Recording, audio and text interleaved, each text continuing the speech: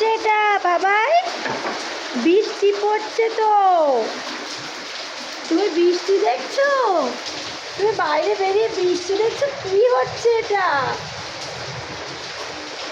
ও মা, জল ধরছো?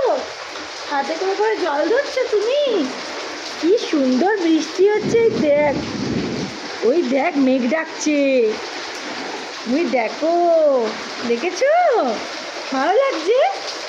কি হচ্ছে? এটাকে বৃষ্টি বলে তো। মেঘ ডাকছে তো,